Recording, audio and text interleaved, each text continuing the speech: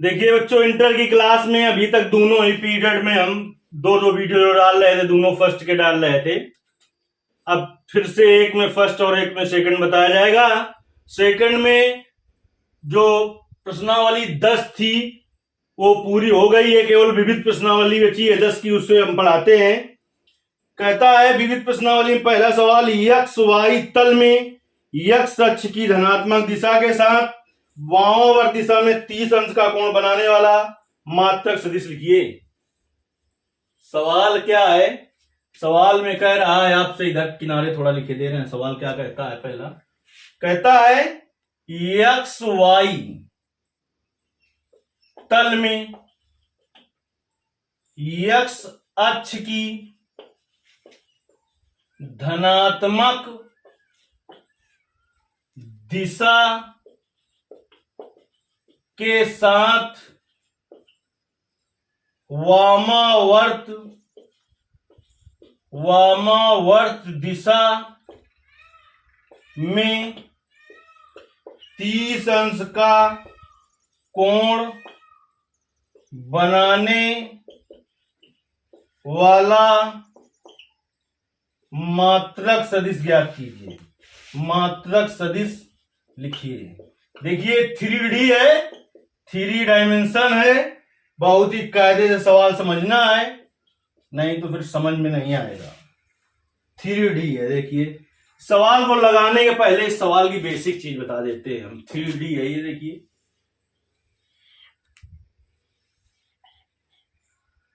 ये ओरिजिन होगा, मूल बिंदु। ये देखिए क्या होगा आपका एक्स अक्ष, ये होगा वाई अक्ष, और ये होगा जेड अक्ष। 3D है, 3 डायमेंशन है। ये देखिए ये तल कौन सा है? एक्स वाई तल है। एक्स और वाई के बीच में है तो ये हुआ एक्स वाई तल। ये वाई और जेड के बीच में है तो ये हुआ वाई जेड तल। और ये कौन सा है? ये हुआ जेड और एक्स के बीच में है तो हुआ जेड एक्स तल। पहले आप समझिए, क्योंकि हमें चित्र बनाना होगा जो एक्स वाई तल में बनाना होगा। हम इधर बना देंगे, आप सोचोगे कि इधर ही क्यों बना दिया, इसलिए सब कुछ समझ लेना जरूरी है। और एक कुछ चीजें समझ लीजिए अपना। एक्स अक्ष की धनात्मक दिशा, ये देखिए एक्स अक्ष की धनात्मक दिशा है ये, और इसी को पीछे इधर ले जाए तो ये होगा एक्स अक्ष की ऋणात्मक दिशा। ये वाई अक्ष की, अभी हम इस सवाल को नहीं बता रहे हैं, इस सवाल में जो उपयोग हुई है धन और ऋण और तल कौन कहां पर होगा उसको समझिए। ये वाई अक्ष की धन दिशा हुई, इसी के पीछे चले आएंगे इधर लंबवत तो वाई अक्ष की ऋण दिशा हो जाएगी। ये जेड अक्ष की धन दिशा है और इसी के लंबवत नीचे चले आएंगे तो जेड अक्ष की ऋण दिशा हो जाएगी। अब इतनी चीजें आप समझ गए होंगे कि एक्स वाई तल कहां पर बनेगा, एक्स अक्ष की धनात्मक दिशा कहां होगी, और वामावर्त और दक्षिणावर्त भी समझ लेते हैं। वामावर्त देखिए ये है वामावर्त और ऐसे होगा दक्षिणावर्त, यानी क्लॉकवाइज होगा। क्लॉकवाइज होगा तो दक्षिणावर्त होगा और एंटी क्लॉकवाइज होगा तो वामावर्त होगा। वामावर्त का मतलब इधर से इधर की ओर, दक्षिणावर्त का मतलब इधर से इधर की ओर। ये तो इस सवाल की बेसिक चीजें नहीं। अब इसको हम साफ करते हैं। अच्छे से सवाल समझने के लिए ये चीज आना चाहिए आपको। आप देखिए हम बनाते हैं बेटा।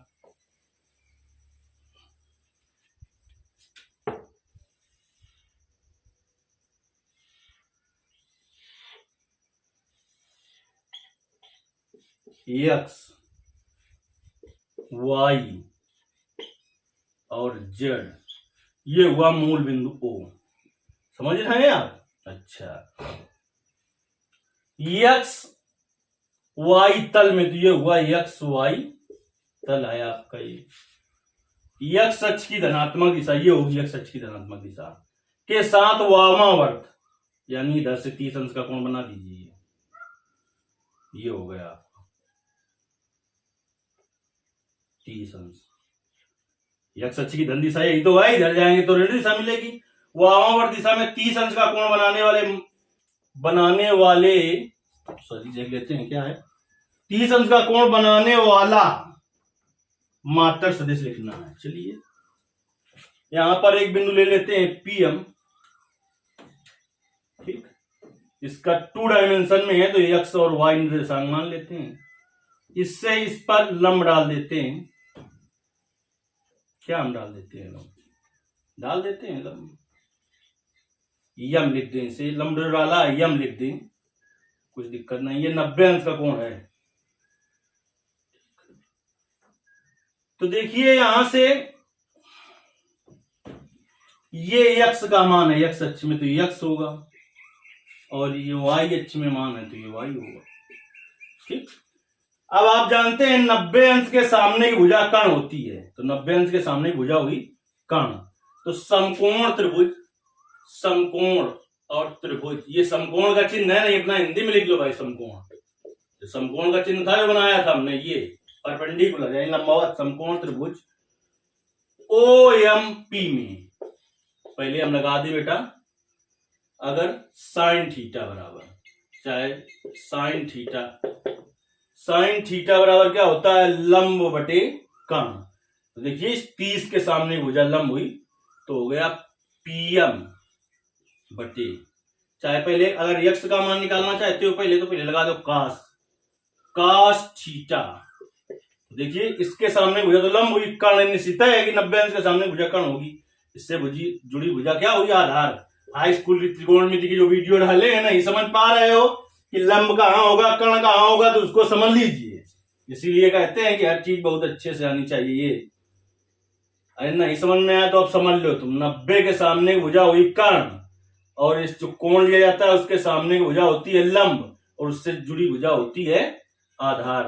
तो cos थीटा बराबर होगा आधार बटे कर्ण, यानी OM बटे कर्ण है OP। तो cos 30 का मान कितना होता है? √3/2। OM का मान x बटे OP। तो यहां से देखिए x बराबर क्या आ जाएगा? √3/2 OP। इतनी बात समझ में आ गई होगी। साइन 30, साइन थीटा बराबर क्या होता है? लंब बटे कर्ण, यानी होगा PM बटे OP। साइन 30 का मान 1/2, PM का मान y और बटे OP। तो यहां से y बराबर क्या आ जाएगा? 1/2 OP। अब देखिए यहां पर मान निकल आया आपका, P का जो निर्देशांक निकला है, x की जगह कितना? 1/2 OP, और y की जगह, x की जगह सॉरी निकला है √3/2 OP, और इसकी जगह कितना निकला है? y की जगह 1/2 OP। इतनी बात आपको समझ में आ गई? अच्छा, अब इसका स्थिर सदिश लिखते हैं। देखिए OP वेक्टर बराबर क्या होगा? OP वेक्टर बराबर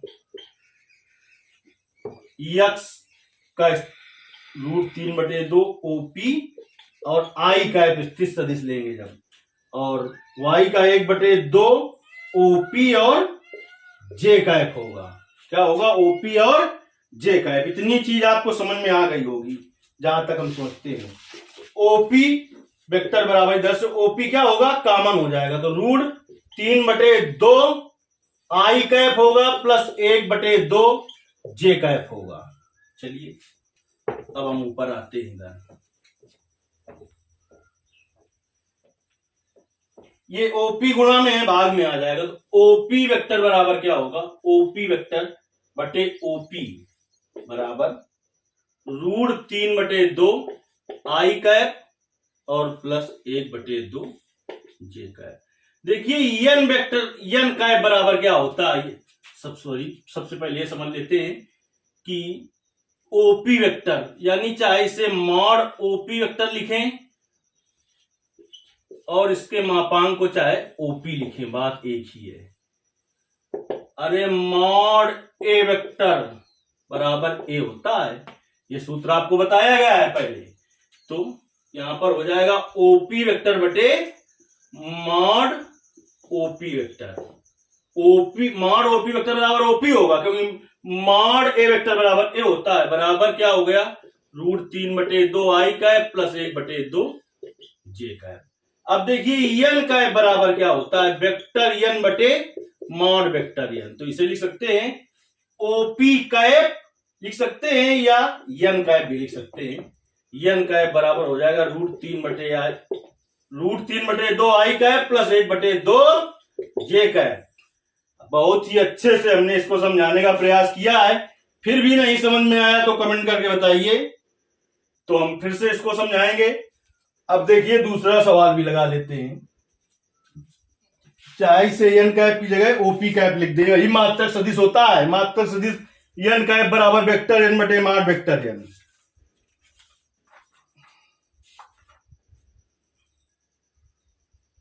चलिए अब दूसरा सवाल हल करते हैं।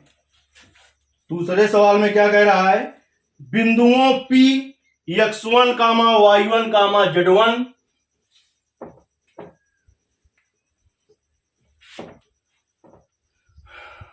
और Q x2, y2, z2 को मिलाने वाले सदिश के अदिश घटक एवं परिणाम ज्ञात कीजिए। अब इस सवाल को ना लिख के हम सीधे हल करते हैं इसको। दो बिंदु हैं,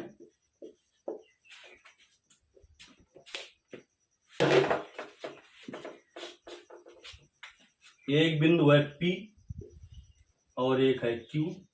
P का निर्देशांक दिया है x1, y1, z1।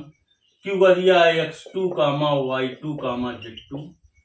कह रहा है को मिलाने वाले सदिश के अदिश एवं सदिश घटक ज्ञात कीजिए। देखिए इसके अगल बगल कहीं पर एक बिंदु हम मान लें कि O है,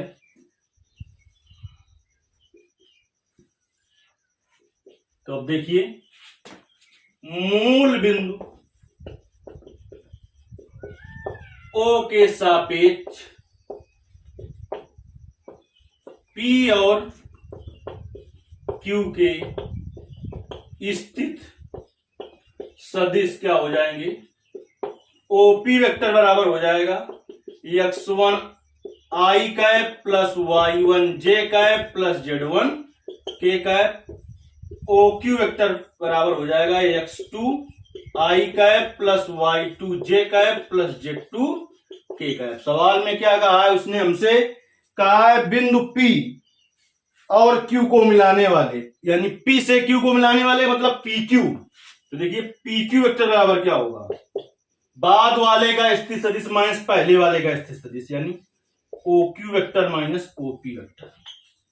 तो PQ वेक्टर बराबर क्या हो जाएगा, x2 का OQ का मान x2 आई कैप प्लस y2 जे कैप प्लस z2 के कैप माइनस OP का मान x1 I cap plus y1 J cap plus z1 के कैप। माइनस से गुणा करा दें तो x2 आई कैप प्लस y2 जे कैप प्लस z2 के cap minus x1 I cap minus y1 J cap minus z1 के कैप। आई कैप वाले एक जगह ले लीजिए और आई कैप उससे कॉमन ले लें तो x2 minus x1 I cap plus J वाले एक जगह ले लें तो y2 minus y1 J cap plus z2 minus z1 के कैप। अदिश घटक, ये है अदिश घटक। अदिश घटक ज्ञात करना है, उसका परिणाम ज्ञात करना है। अदिश घटक देखिए क्या हो जाएंगे, अदिश घटक हो जाएंगे। विविध प्रश्नावली में वही चीजें होती हैं जो आप इस चैप्टर की प्रश्नावली में पढ़ते रहे हैं, तो उसको बहुत अच्छी तरीके से समझ में आ रहा होगा जिसने इस चैप्टर को पीछे से पढ़ा है अच्छी तरीके से। बाकी आपको ये 3 डायमेंशन आगे अगर मैथ लिए हैं तो हर जगह मिलेगी, फिर आप परेशान होंगे अभी से समझ के नहीं चल रहे हैं तो। और आपसे ये भी बता दिया गया है कि जो कॉलेज के लड़के हैं, जो जितना भी ऑनलाइन यहाँ पढ़ा दिया गया है, वो एक भी सवाल क्लास में बताया नहीं जाएगा। इस चीज को आप अच्छे समझ लें। अदिश घटक देखिए, दिशा हटा दीजिए, x2 minus x1 y2 minus y1 और z2 माइनस z1, ये अदिश घटक हो गए। परिमाण पूछा है और आपसे परिमाण होगा √i के गुणांक का स्क्वायर, i गुणांक x2 माइनस x1 का स्क्वायर प्लस y के गुणांक का स्क्वायर y2 माइनस y1 का स्क्वायर प्लस k के गुणांक का स्क्वायर z2 माइनस z1 का स्क्वायर। ये पूरा रूट के अंदर है। इस तरीके से दूसरा सवाल भी पूरा हुआ। इसके आगे के सवाल फिर बताए जाएंगे। कोई भी सवाल ना समझ में आए तुरंत कमेंट करके बताइए। यदि आपको सब कुछ समझ में आ रहा है तो वीडियो को अधिक से अधिक लाइक शेयर कीजिए।